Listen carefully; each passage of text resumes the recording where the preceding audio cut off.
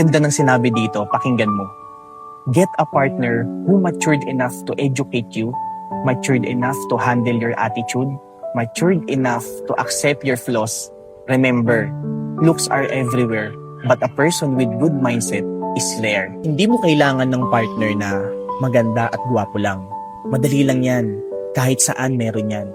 Ang kailangan mo, yung partner na may emosyon at may utak. Yung kaya kang i-correct at hindi ka ito-tolerate sa mga kamalian mo. Yung kayang harapin yung attitude mo. Hindi yung kapag mahirap na, bigla na lang tatakbo. At higit sa lahat, yung tatanggapin ka. Tatanggapin ka hindi dahil perpekto ka, kundi dahil alam niya yung flaws mo. Real talk, huwag kang mamuhay sa fantasy na iniisip mo pagdating sa relationship, sweet at puro kilig lang. Dahil kung sa kilig lang yung babasihan mo, hindi yun ang totoong relasyon. Kung puro itsura lang yung hahanapin mo, kukupas rin yan.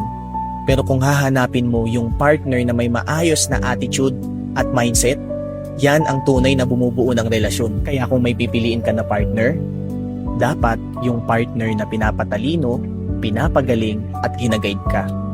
Hindi yung partner na hahayaan kang hindi umusad.